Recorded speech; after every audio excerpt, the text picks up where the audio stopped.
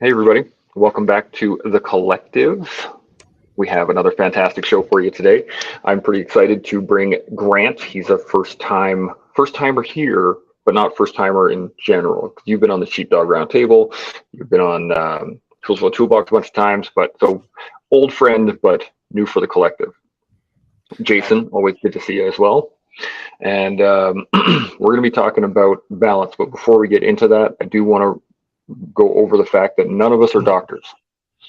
And right now I'm working off of my phone in a friend of mine's basement that we're going to make sure that this works extremely well.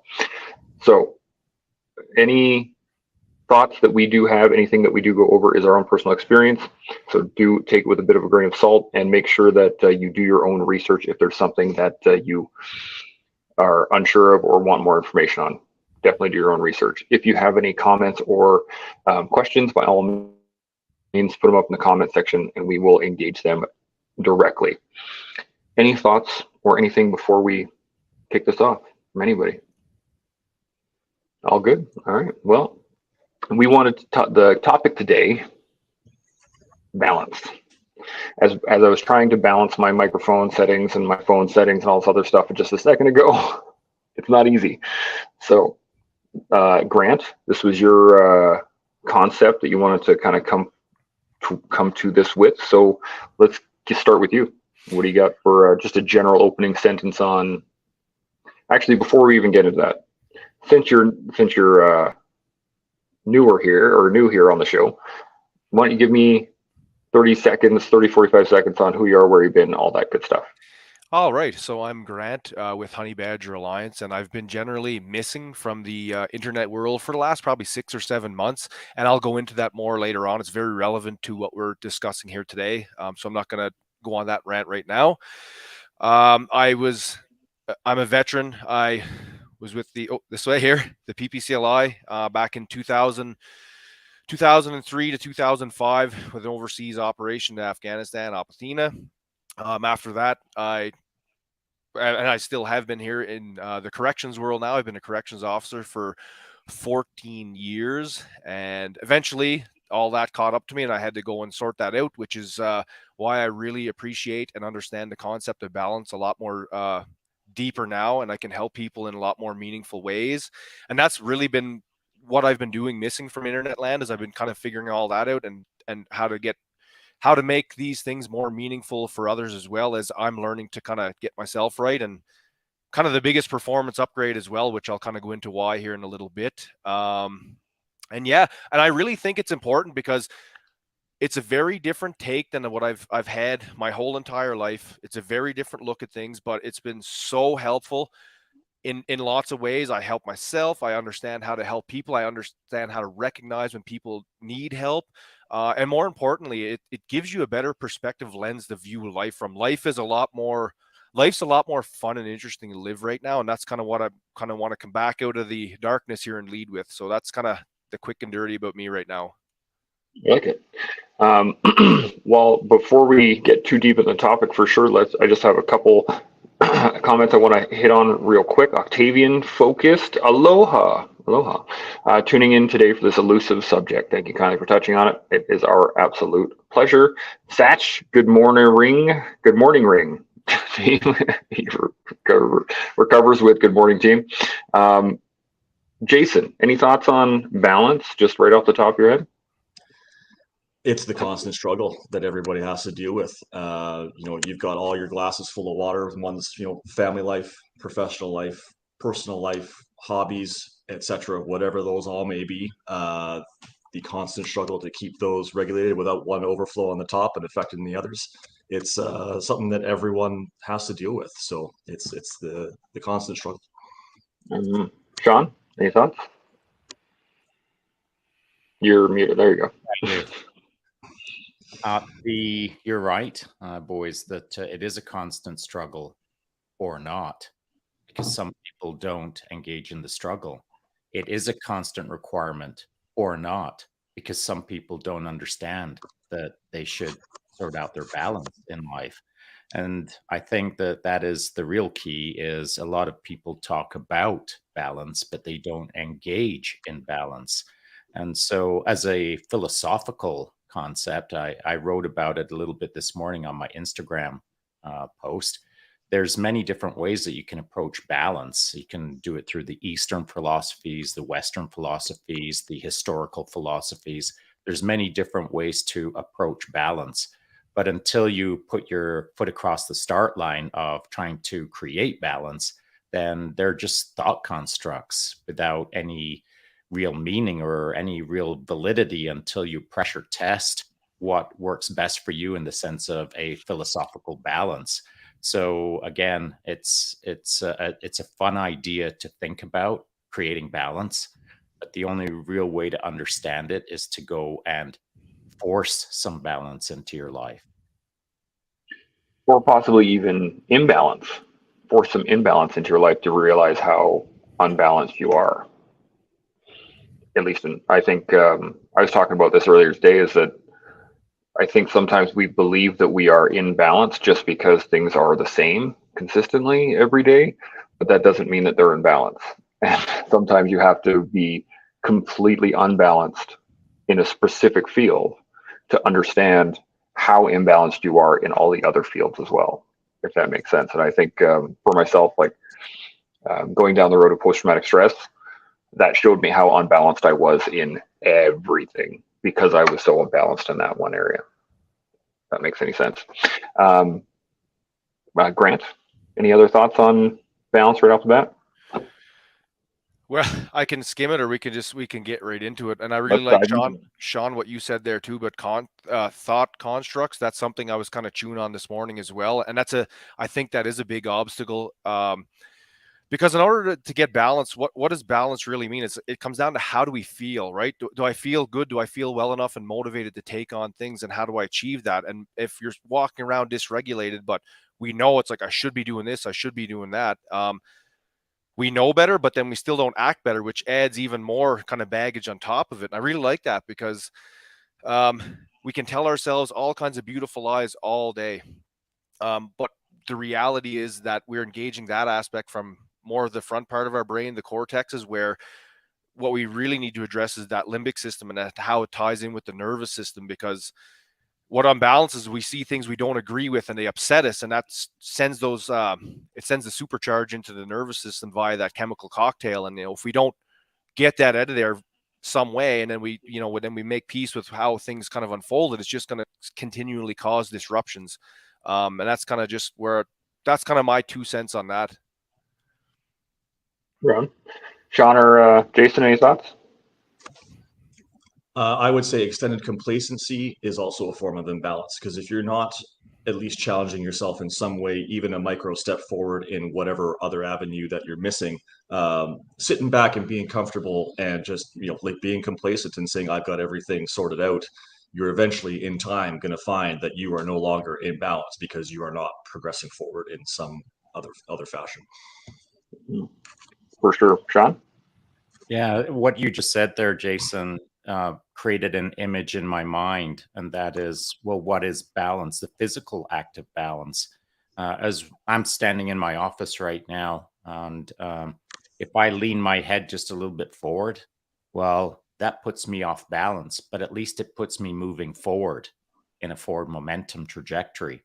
And so I think that that's a really important idea, that you can feel that you have balance by being able to steadily stand in one location and own it. But you've only really got balance on a few inches of your life, the tiny little world that you're standing on. In order to get a good balance in life, you need to lean your head forward a little bit, get a bit off balance, and see where it takes you. Find balance in the forward momentum of the off balancing aspect of life, as it were. Like that. I have this, I'm getting this image in my head of balance being, the standard image of balance, the one balance beam, right? And you're either completely balanced or you're not. And I think it's a bit of a simplistic view on it, because the image that's coming up in my head is more like a cantilevered mobile, right? Where you have multiple things slightly off balance at different lengths, at different distances to each other, all keeping the entire structure in balance. And I liken that to to life a little bit in the fact that not everything will be in balance at the same time, but that doesn't mean that you can't have a balanced life with that, with those some things being out of balance and some things not, or some things being forward balance while some things being in arrears, if that makes sense there. What do you guys think in terms of balancing the self versus balancing balancing the external processes around us? Should we focus on the self-balance right off the bat and then start working on balancing everything around us, or should we work interchangeably with one another? What do you think, Jason? Let's go Jason first. Sure. You have to be balanced yourself and in the right fitness, mind space, etc., to be able to project any assistance in somebody else. So you really have to take care of the self first and get yourself into the position where you are comfortable, confident, whatever the situation may be, where you can actually then be assisting others. So I think it starts with the self first, for sure, for me. Right on. Grant? Absolutely. I love what you guys said about this. Conceptually, for me, looking at it both physically and mentally, physically, we can relate to even something like, say, jujitsu, right? I mean, if you have forces, you're balanced while you're standing there, but as soon as somebody starts pushing on you or tugging on you one way or the other, you're gonna have to change your trajectory and your geometry in order to account for that, or you're gonna get taken down. And then, obviously putting yourself in those good pins so you can pass and things like that. You learn those things over time, and those things you do have to work at, as well as the mental aspect of it. And this year too, I've really dived into the concepts of philosophy, and I read something and it totally clicked, and I just took it and ran with it. And instead of like just reading about our favorite philosopher and kind of looking at it that way, it's like, what's the concept of philosophy? It's the science of kind of measuring and weighing known points of information against each other, and then depending on whatever fits best with us, we take that one and we make our peace with that one. And so with the mental aspect of it, again, is the more we take the time to slow down, stop, to look at things and kind of see and discern things for what they are, and then figure out how we feel in relation to them. Whenever something comes along, and, normally if you're not doing those things, if something comes along, all of a sudden it's like, boom, we give it a bunch of emotional energy and we get all riled up, but it's like, okay, I think I can understand this. And then you either agree with it or you don't, and you can make your peace with it because you just understand. And it's really kind of cool, because for me, again, personally, in my own experience, I found that incentivized learning on every conceivable different avenue possible, because it's like, every time I learn something, it gives me a data point to put into that web. So now when something comes up and I'm like, okay, I don't know what to think of this yet. Well, do I have any known tangible things to compare it to? And I start doing this. And if I don't, I kind of look and see if I can find it. And I'm like, okay, now based on what I've heard and what I think about it, how do I feel about it? And of course, that's if you have the time and space to do it. Like if you're not doing anything dangerous or things like that, or if you have to reflect on things. And I found that has been the biggest single tool to help me figure out my place in the world around it in the last little while here. And that's kind of a reason too, while I was gone away, because I'm like, this is just so much fun. It was just like, you can explore and read things and kind of figure things out and kind of look how it applies to your own life. So that's kind of where I came to with that one. Sure. Shaun, any thoughts? I think that using the reference of BJJ or martial arts, as a beginner, one of the things that you have to learn quickly if you want to be better is base, posture, and structure. When you're in a standing position, you have to have a solid base, which means that you're hard to move. You have to have a good posture so that you can't be broken down. You have to have a good structure so that you're not relying on your muscles, you're relying on your skeletal system. So base, posture, and structure are critical for anyone who's in judo or stand-up grappling, as it were. And so I think that plays out well into an individual's balance. If you don't have your base, posture, and structure squared away in your mind, in your life, in your activities, in how you pursue betterment, if you aren't stable, then how can you understand what balance is? If you are trying to stand still and you keep toppling over because you don't understand how to get to a baseline of base, posture, and structure, become a stable entity, then how do you perform tricks? What are tricks? Like tricks are things that are built off of a stable platform. If you want to be a Cirque du Soleil performer, you've got to figure out how to be stable before you go out and be a superhero in a circus. And I think that's a little bit like life. You've got to figure out your balance. You've got to become stable. You've got to be firm and in your resolve and understand how to be confident and comfortable holding your space. You're just a few inches that you're standing on. And once you have a balanced posture in life, then you can go out and explore and do your Cirque du Soleil adventures and see how they treat you. Those are called pressure testings. Those are adventures. Those are circumstances that test you. But you can't understand what testing is until you understand what your baseline is. So you got to get squared away so that you can go out there and adventure and make those mistakes and learn how to have a better, a wider sense of balance, as it were. I like that. I got a couple comments here. Are there any other thoughts before I jump forward? Just really relating to what Shaun just said, and also what Grant's got in his background there with the strength against strength. Well, when you have that solid base, as Shaun was describing, then you have the foundation to go out to get experience that you're not comfortable with. You gain the knowledge from it, then you gain a perspective, and that circles back to having the strength to then move forward to the next experience. I like that. And just one thing to add for Jason there, as I look at Jason, it's not just the physical application. It's not just a strength-based application.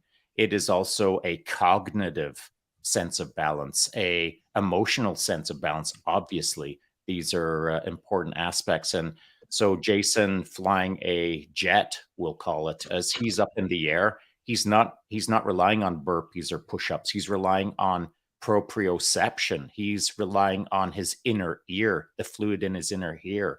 He's relying on things that can't be improved by burpees. He's relying on cognitive awareness and his physiological signals to help him understand where he is in a time-space continuum. Is he upside down or is he right side up? Is he barrel rolling or is he not?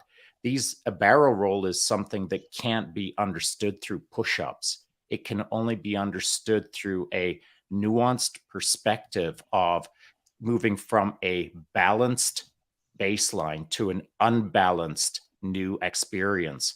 And through a process, Jason learned how to fly a jet. And that is something that is no small undertaking. But his balance in the air, in a plane that is balanced, is a direct result of him interacting with the environment around him, with the machine that he's in, with the people who got him off the ground, with the people who look after the machine when it lands. His day-to-day life requires balance in order to balance in the air. So I just want to make sure that we're not overly focused on the individual and the minor little things that we have to sort out in order to play well in an extremely complex system called the world around us. Yeah, 100%. Any other thoughts before I jump to the comments here?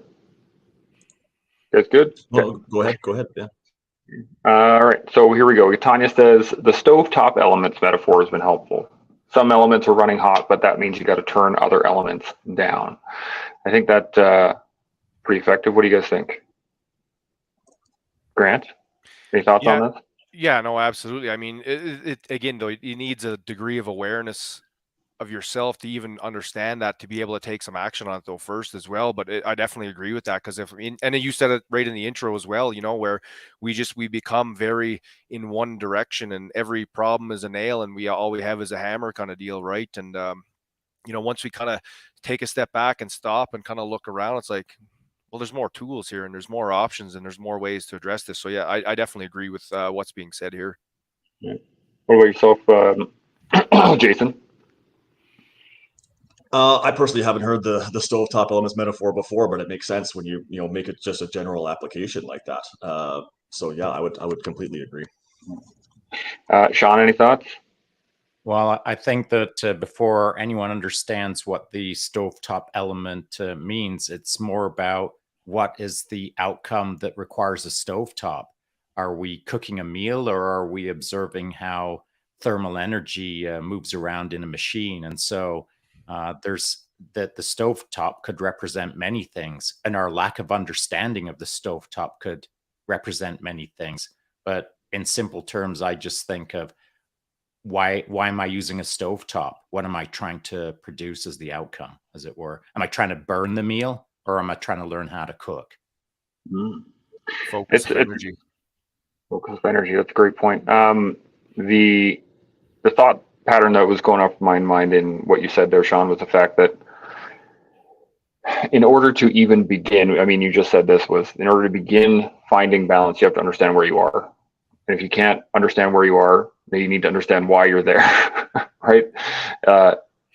The understanding of the tools you have, all these things, it's so very important ahead of time. Now I got another couple comments here. I'm just, and just to try to point there, just to have some folks think maybe a little bit deeper. Before you even approach the stovetop, you got to understand why you're approaching it. Are you hungry or not? And maybe you're comfortable living your whole life on surviving on peanut butter and jam sandwiches, and you've never cooked anything in your life. Well, that is a classic case of tying on a new white belt called learning how to cook, approaching a stovetop and learning how to create balance in your life by not only learning a new skill, by not only enriching your life, but learning how to apply nutritional science to your life, to become a better person in life, to pursue betterment in life. I think that balance, you can walk around the rest of your life surviving on peanut butter sandwiches and feel that you have balance. But from my perspective, that's like standing on one leg on a tightrope that's stretched between the Empire State Building and some other building that I sure don't want to be standing on. And so I think to get balance, you should try to put your feet a little bit wider, try to have a little bit more of a stable stance by enriching your life through learning how to cook and not survive on peanut butter sandwiches. That's a good point. This actually brings up a really interesting point in terms of cooking. You were saying this a little while ago, you were talking about barbecuing and smoking and all that stuff. And it clicked in my head that balance is not always linear. Just because you are, slightly left of center, that doesn't mean that you are completely unbalanced and need to do the exact opposite on the other side. In the same way that if you're cooking a dinner in the oven and it says 1 hour at 200 degrees, you can't cook it in 30 minutes at 400 degrees. You know what I mean? Like it's not a linear step. You have to be able to gauge it based on what it is you're cooking, what it is you're making, and what it is you're doing. Yeah. Any other thoughts before I carry on with some of the comments here? Go ahead. Okay. Go ahead. Doc C hitting us up. Good to see you, Doc C. It's always good having you on here. He says, so true. Every major religion and philosophy discusses the importance of balance. Hinduism, Christianity, Buddhism, etc. It's also so important physically as an athlete. Mind and body balance is vital. Any thoughts on that before I carry on? I do. Yep. I think we haven't talked about yet is we're talking about what we have been talking about to date is finding a good balance in order to be better in life. But how do you do that? What is a sure sign that you're unbalanced? And what do you guys think is a sure sign that someone is unbalanced? Who wants to take it? Grant, how about yourself? Sure. Oh, if someone's unbalanced, and I'm gonna take in kind of an everyday type of direction. You can definitely tell if you pay attention to what they say, more specifically how they describe something. Like the emotionally descriptive words are super huge with this one.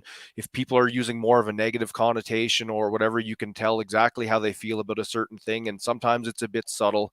Sometimes it'll come out in a tone of voice, or sometimes they'll be a bit more insistent with the point as well. That means that they really strongly believe in that and they want you to believe in it as well. And so that becomes a challenge in and of itself. But it's also, I look at those things as kind of a puzzle now too. Okay, so then I don't want to just exactly say I want to agree with ending right away, but at the same time, I don't want to cause any resistance. So then you start to ask some thoughtful questions. Be like, okay, tell me a bit more about it, and then just based on kind of what, and they use this in sales as well, where they kind of mirror your language. And it's the same kind of idea where you want to ask them about, okay, why do you kind of feel like this? And why do you think this is important or vital? And then you'll hear them, and then you'll understand why it's so important to them. And then either A, you can say, I don't agree with it because of X, Y, and Z, or say, you know what, I don't agree.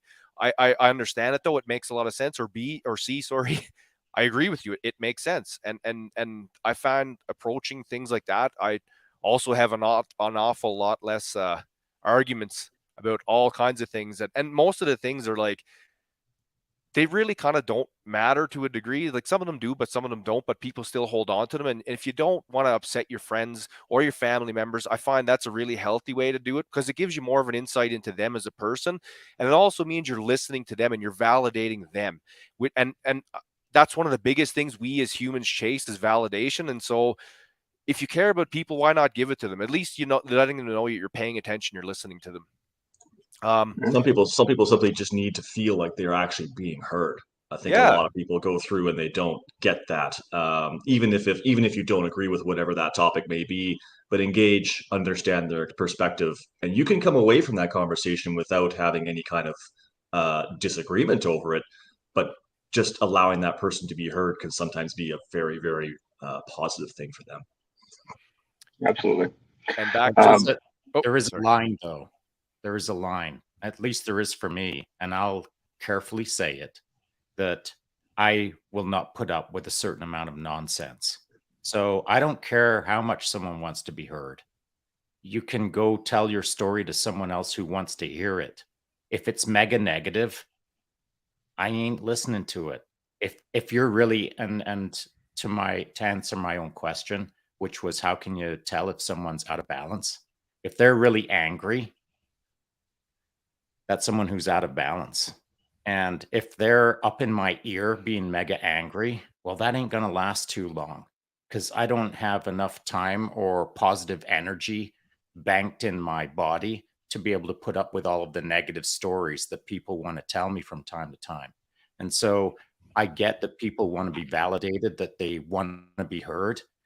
Well, until they start spinning a more positive story, then I ain't the guy to call up and tell me all of your negative stories, because there's a billion people out there with a boatload of negative stories, and I don't have the psychological energy to absorb all of that negativity. So balance. If you're a really angry person, start figuring out how to be unangry, I would say.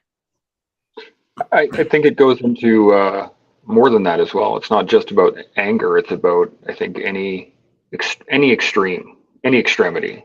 Because there's the toxic positivity type people where everything is just wonderful. Those people are not in balance either, right? And I think it goes into, if you're holding an extreme position, I think that's out of balance in my eyes. Any other thoughts on this, or do you guys want to carry on with some of these comments? There's some really good comments here, so I just want to keep pounding through these. I don't know what the comments are to hit them. So Salty Jinx says, and the truth is, if you can't find balance in your mind, body, how are you going to find or build it in work, life, and relationships as you go forward? You need to strip down your basics and build them. Like Chance said before, build one habit at a time. So you establish a pattern and then balance it across topics. I think this is a great point. In terms of, I think it goes to what you guys are saying as well, is that you have to find your balance here and here before you can ever find it in external situations. Any thoughts on that before we carry on? Good. Okay. Doc C, here we go. The other thing that is interesting is need for balance in nutrition and fitness for optimizing physiological health.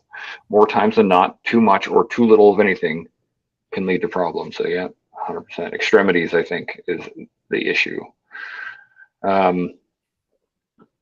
Salty Jinx, Stock C, absolutely. You can feel the results almost within a short period of time.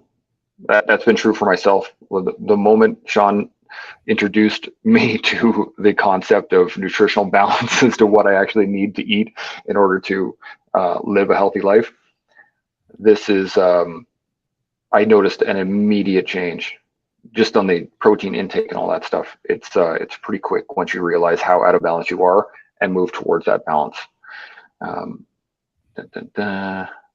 Anybody who's at any kind of, even moderate fitness going into the extremes of what some people do in the military, your diet and nutritional health is the hardest part. That's 90% of the equation. The body is going to follow whatever you put into it. But I found that being more focused on the diet and not just saying, well, I can handle it and eat whatever, and then changing my habits made a huge difference as well. And that's something you just kind of learn over time and through experience as to what your body wants, and what it processes best. Well, it goes back to what Shaun was saying too about all the negativity.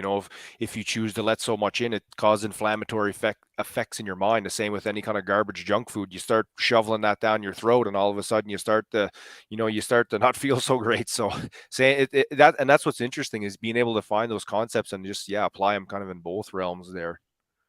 And one leads you down the other path. One path leads you down the other path, and that is when you start thinking toxically, then you start eating toxically, and then the self-fulfilling prophecy is the more poison you put into your mind and body, the more poisonous you become to society, to yourself, and it can turn into a wicked or a vicious spiral of just really unbalanced, really negative lifestyle. And if you're not paying attention, or if someone's not calling you out for it, you can slip into that negative space through nutrition and mindset pretty quickly without even knowing that you've done it, until you either reflect back on the past, or someone sidles up next to you and says, hey, bro, you used to be cool and now you're a jerk. Let's figure that out. That's a great point, and goes into the accountability piece. Not only holding yourself accountable to what your desires are, but keeping each other accountable to who they are at their core. There's a really great question here from Eric I want to put up. It says, do you think any identity crisis can be a counter push against balance? For example, getting out of the special forces to civilian life. The identity is having a shock to the system, which would definitely push against your balance of being in the special forces. Like that's your norm. What do you guys think? Shaun, I'm going to put you on the spot for this one. Sure. Well, it was for me. It was a shock to my system. I didn't realize how low speed the rest of the world was, as I came from high speed world in special operations. And it was discombobulating, man. I found myself standing on the sidewalk wondering why everyone was asleep at the wheel. And it just didn't make any sense to me. It took me quite a long time to recalibrate to what I will call loosely the normal world. And but here's the good news. It was a struggle to kind of synchronize with that nonsense, but you've got to. And through that effort to try to synchronize to the broader world around me, the non-special operations world, it was good for me because I had to figure out a balance in a much broader sense. I had my balance in special ops, but I needed to create or find balance in the big world. And the best way for me to do that was to adventure and explore and seek positive experiences, bump into negative experiences, and figure out myself in the broader world around me. I was not in special operations, though I was balanced in that. I didn't have the right balance for the big world. It's taken me some time to figure that out, but I feel like I'm in a heck of a lot better place than I was, a couple of decades ago. That's for sure. Yeah. I can relate to that. I was going to say I can relate to that a lot. That's called zooming. When you're at such a high tempo, high pace of expectation within your military career, and you come back to the civilian life, and you're just looking around, and it's like, why are people not processing these basic things at a better speed? And it's definitely a transition for sure, because you come out having the expectation that everybody else around you, from your previous community in the military is everybody was really switched on, or at least we like to think that they were switched on, and doing their thing. Everybody working together as a team, towards the mission, and then you come out and everybody's kind of off on their own tangent, and it's like Shaun said, it's a bit confusing at first to try and bring yourself down to the pace of understanding that you're not needing to go 1,000 miles an hour every day like you were. Great point, Grant. Yeah, it's definitely was a big adjustment thing. I think I again at that point I hid for a year because it was too much of an overload. I couldn't handle it. It was just so much. Your expectations are just like thrown right in the ditch, and it's like I can't even handle this. Like, man. But then after a while, you kind of figure it out, and like now where I'm sitting is those types of experiences. They show us who we are. It shows us our values and who we are as a person, and we have to figure out, again, if we're looking at it as an internal thing first, it's like, what characteristics did this really hard or this high tempo type of lifestyle show me that I possess? And then now how can I take those same attributes of my own being and put it into the other aspects of my life? So, if we have the knowledge, then maybe we have to learn to walk people into things a little bit easier, or maybe we're the ones that are going to have to be more sturdier. So we have to understand that we're going to be the ones to lean on, at least till people kind of get it figured out and get a sturdier frame, and show them how too. That's another big thing too. I've really come to realize, especially for mentoring my coworkers there in the last little while anyways, whenever it's like, I have the knowledge. So my responsibility is to share that knowledge, and I have to share that knowledge in a way that these people are all around me. We're working towards the same goal. So then how do you make the language so that they all want to get on board and they want to drive harder? And that, I think that's a more constructive challenge anyways. I figured that out after all. It took me a lot of years though, a lot of years of frustration, and sounds the same as a lot of you guys too, right? Like, it's just, you're banging your head against the wall, and then you realize, if I'm banging my head against the wall, it means it's not working. I got to readjust here. Yeah. What's not working is you, not the wall. And it's not the people who are hearing you bang your head on the wall that ain't working. It's you banging your head on the wall. It's our individual responsibility to stop banging our head on the wall so that we can actually think a little more clearly and help other people who are banging their heads on the wall. That's tricky, man. And I think that anyone who's lived a pretty hard velocity lifestyle, when you step out onto the sidewalk and try to figure out balance, it ain't going to happen overnight. And guess what? That's a good thing, to be honest, because in that friction, in that tension, in that discombobulated moment of weeks, months, or years, though, that's what's going to make you great. And anyone who stayed in the game of pushing the pace and trying to figure out how to find the right balance within the broader world around us, if you can just hold on for a couple, 3 years or whatever the case is and figure it out, you are going to come out of the other end so much better for it. But not just for yourself, for the team.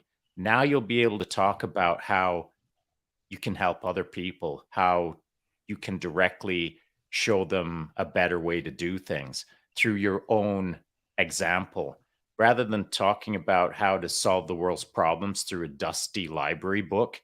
You can just sit down with a guy and say, hey, bro, grab a seat. Let's talk about how I made a boatload of mistakes, but at the tail end of it, here's my life. It's not so bad now compared to where I was maybe a bit like you, pal. And so I think that these are great opportunities for us to engage the long process. So at the end of it, we can help others in a more meaningful way. Great point. Any other thoughts before I carry on? No? I was just thinking that if you're bashing your head against a wall, eventually your head will get thicker, or you will be balanced by the wall, right? Like, you'll hit it too hard and you'll take it a second. You'll have to blink a little bit. But it's an intentional process, right? If you want to seek balance, you have to actively go, my head hurts. Oh, maybe I shouldn't hit the wall so hard. Oh, okay, let me stop and take a second and then think about it and then look around. But it's an intentional process. People don't. It should be intentional, but it isn't. And that's what we're talking about. For the people out there who've got balance right now, they don't need to hear any of this. There's a pile of people out there that don't have balance and are banging their head on a wall and don't have the ability right now to think, I got to stop banging my head on the wall. Because we've probably all banged our head on a wall. And at some point, we should have said to ourselves, I got to stop banging my head on a wall. And maybe we didn't. Maybe it took some guy walking up to us and say, hey, bro, you're either going to start getting used to buying new drywall or you got to stop banging your head on the wall. Let's talk about that. So not everyone comes to the realization that the constant headache they've got is because they keep banging their head on a wall. Yeah, 100%. Jason or Grant, you got any thoughts before I carry on? Well, I got something else we can kind of tie it together here. So if you're banging your head against the wall, but the wall is the obstacle, if there's a better opportunity, maybe do we got to climb over the wall? Do we have to, do a little kind of a bit of a hop up on a step to get over the wall? And basically everything that I've been listening to so far since we started this, there's a thread that ties all this together, and it's agility.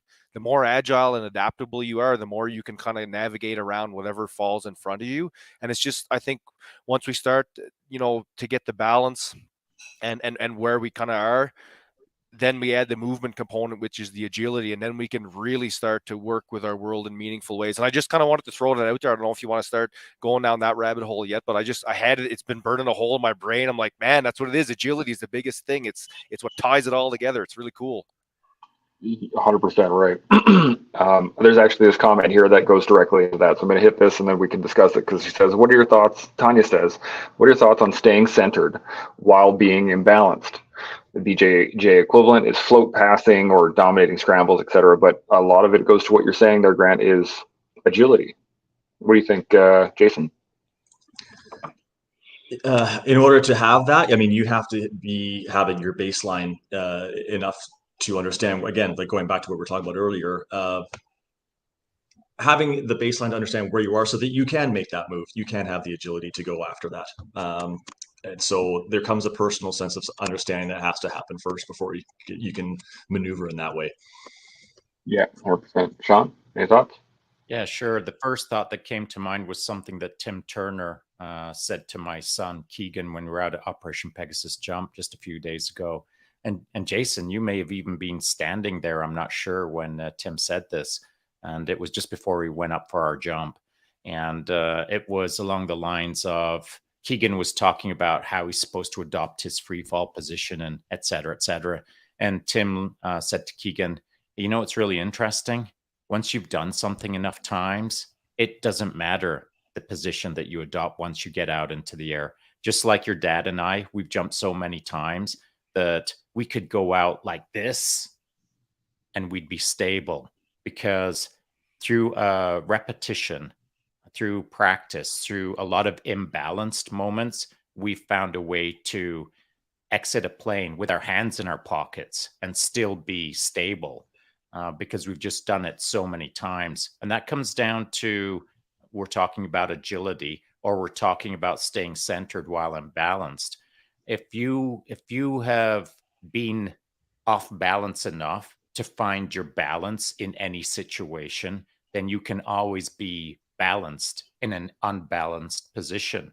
Looking at BJJ as the example, or more correctly, speak about another recent reference, Satch was talking in one of my live podcasts on how he would like to maybe do some mountain trail running. And I was talking about a race here in Roslyn called the Broken Goat, which is quite hard because you have to be a technical mountain runner. You've got to have mountain legs. Whereas you're descending down something, rather than hitting something and absorbing the load and springing off it, what you do is you barely touch the rocks. You basically float down the mountain, barely touching any surface. It's just a tiny little tippy tap for a split second until you're going to the next one. So you float down a mountain, but you can't float down a mountain unless you've done a lot of floating down a mountain.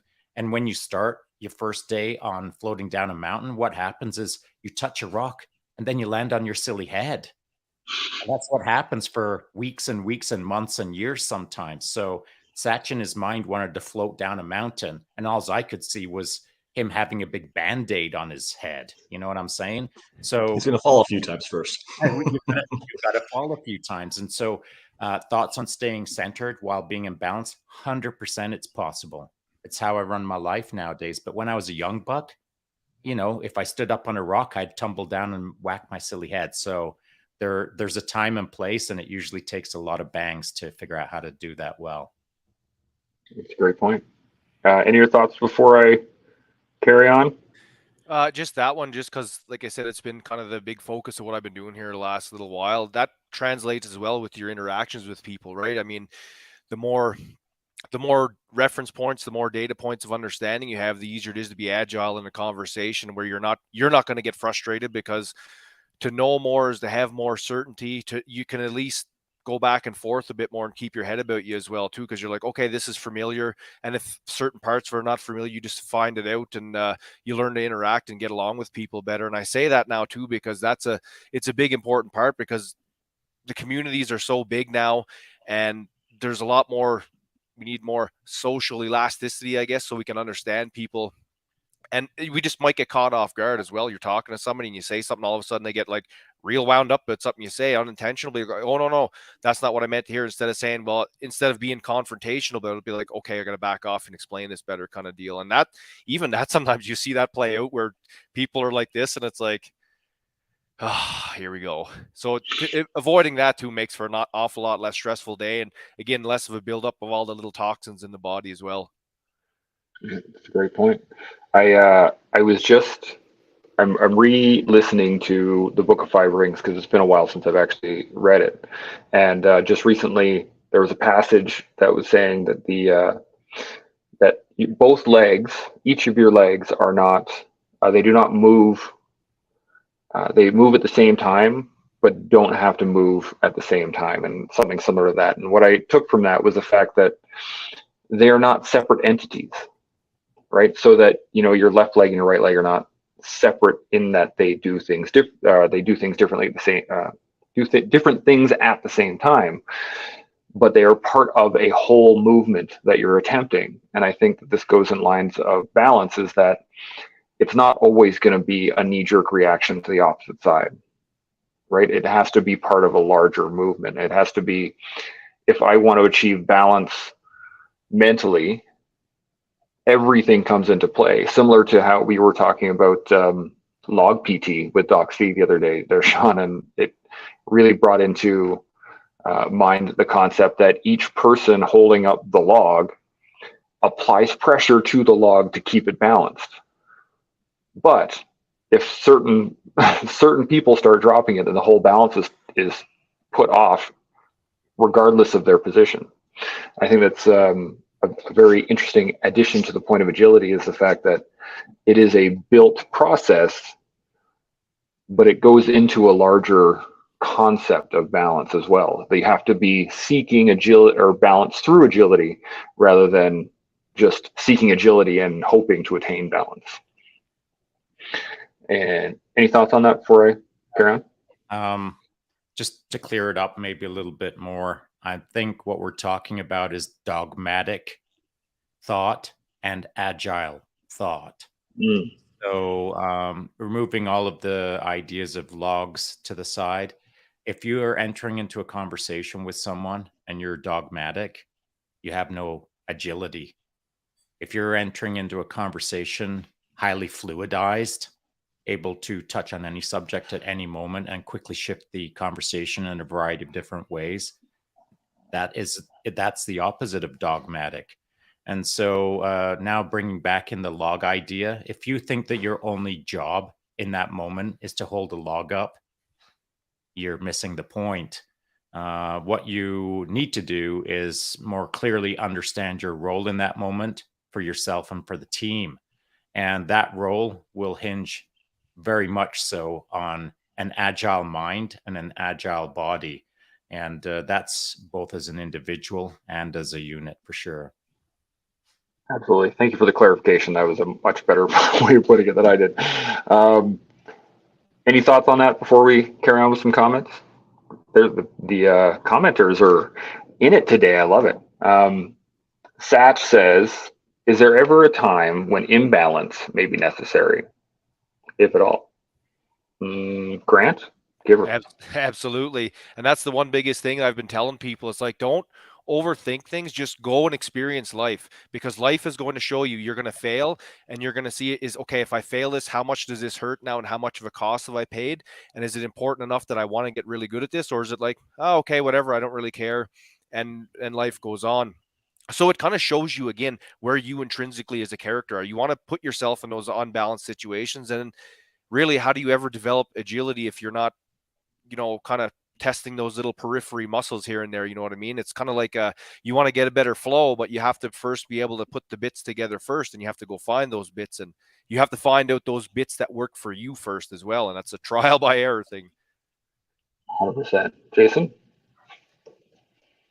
No, just excuse me, fully agree with everything Grant just said. Really, yeah.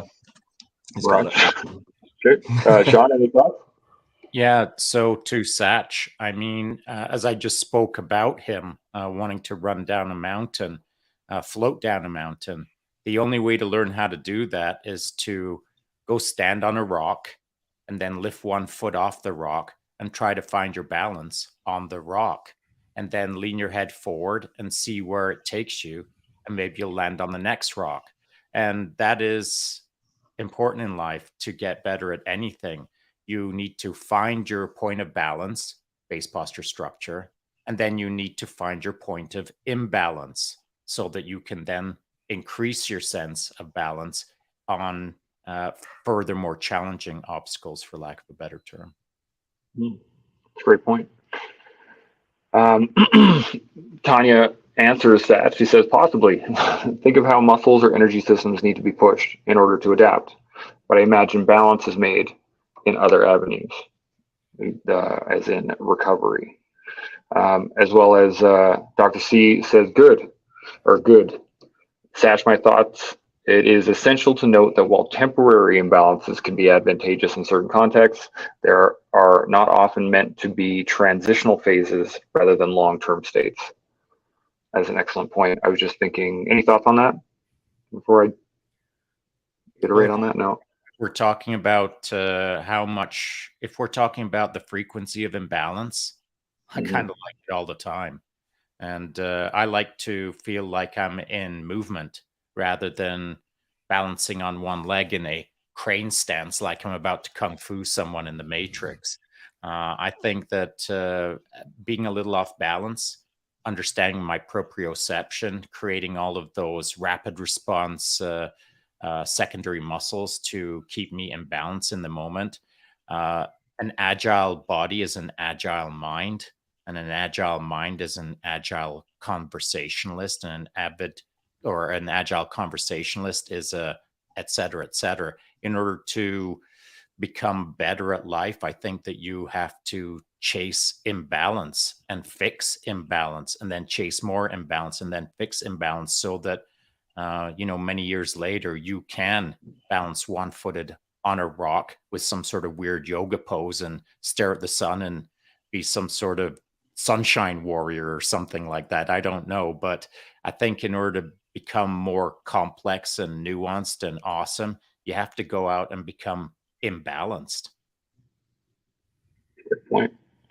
Any other thoughts?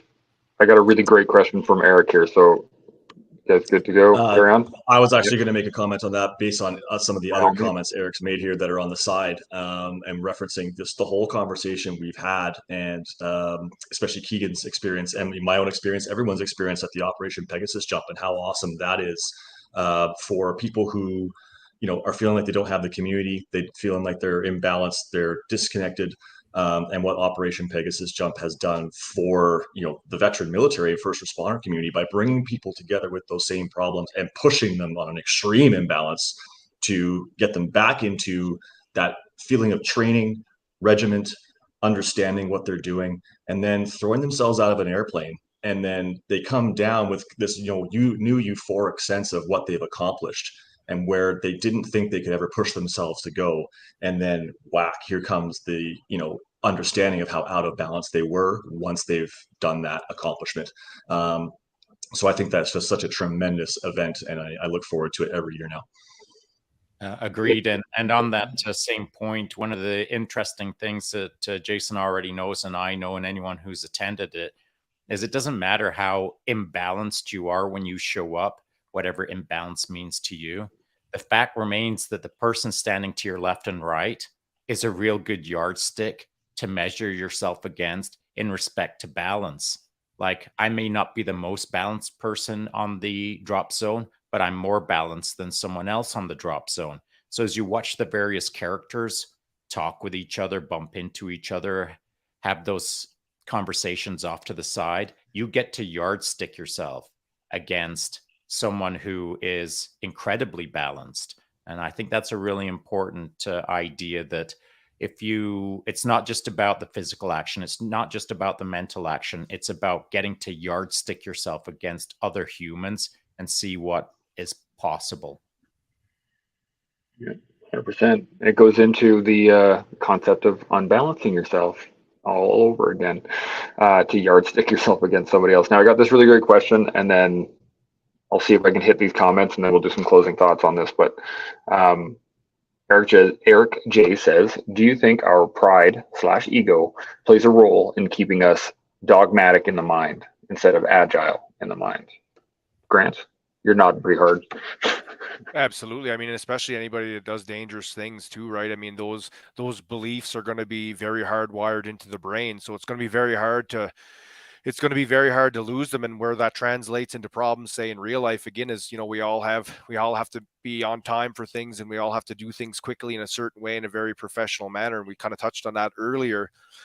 So what happens again is that our expectations, that's what drives it. And so when we don't, our expectations are not met because it's so hardwired to survival, it's harder to pick up these other philosophies or ways of thinking, because it's like, well, this has kept me alive up until this point, so I don't care what you think or what you're saying about this thing, because I've proven this in my own mind.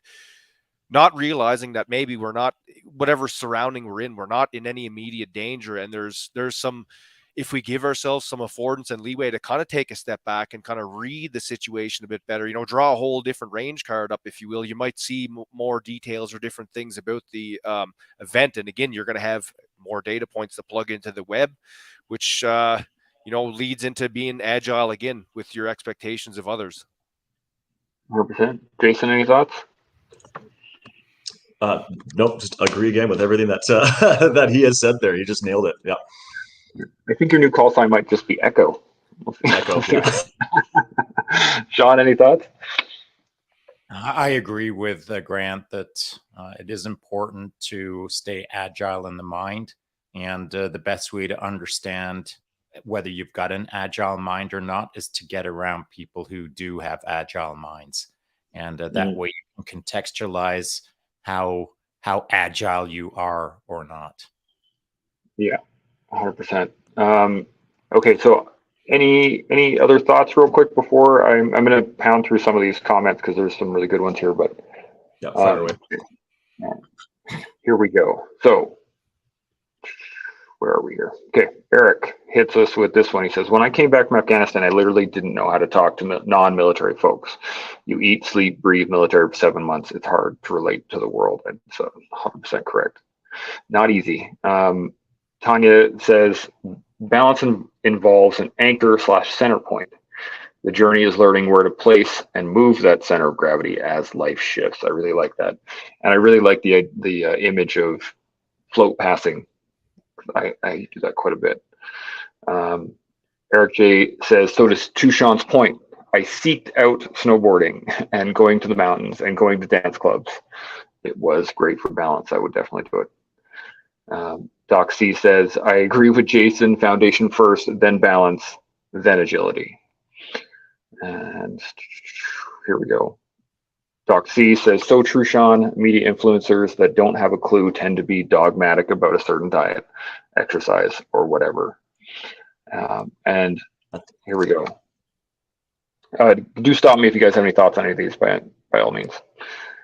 Tanya says, Eric, totally. Do I want to be right, or do I want to be with them? Is a question I ask myself more and more often nowadays. That is an excellent question to ask yourself. That goes back to the ego thing that you were just talking about. An ego dogma, thinking I know it all, like nobody else could possibly tell me something that I haven't heard before. That is a way to be imbalanced and left behind, because you're just not taking in new information when you have that kind of mindset. Go ahead.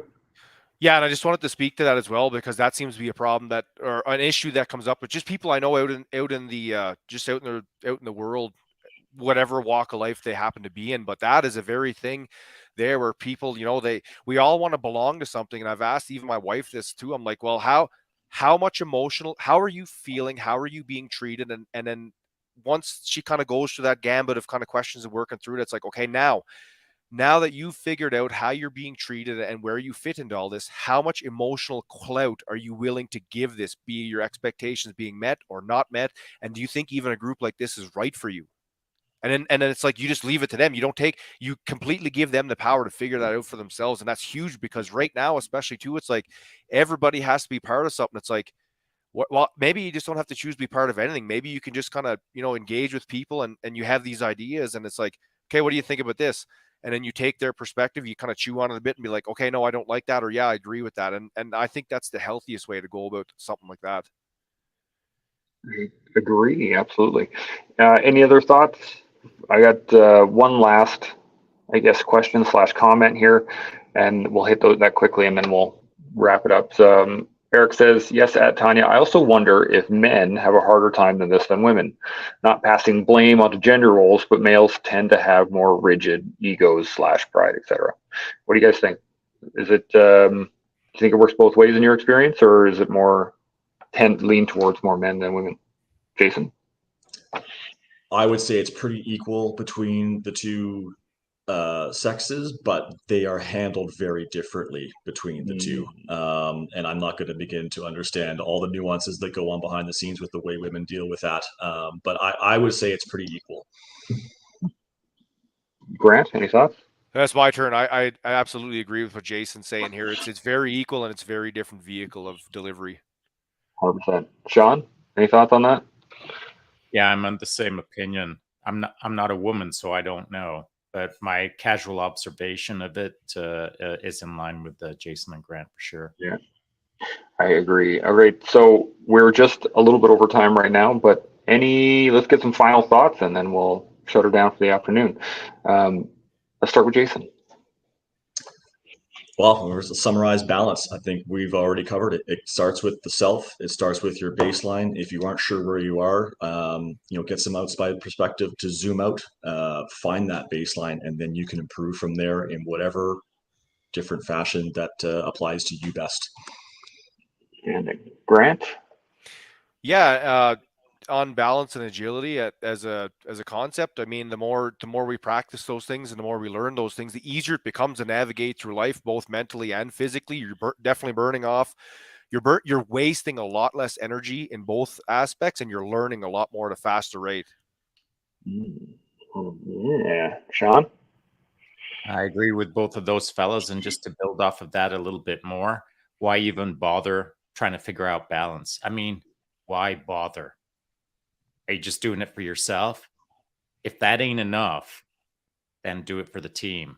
If you just need that little extra nudge to start pursuing more balance in your life, and you just don't have the juice to engage in that because you just don't see it as important for yourself, well, it's important for those around you. So start focusing on becoming a more balanced individual within your own personal life and within the team. Yeah, I could not agree more. Balance in my life is very important, but it's only become important once I wanted it to become important. And the biggest one was the fact that I wasn't looking at myself as part of a team. The moment I started seeing myself within the team, I was able to start seeing where I was imbalanced to begin with, and that allowed me to learn all kinds of things about myself, which in turn allowed me to build myself up and balance myself out so that I could grow into who I am today. And you can do that with us every day here on The Collective. We'll see y'all tomorrow. Cheers.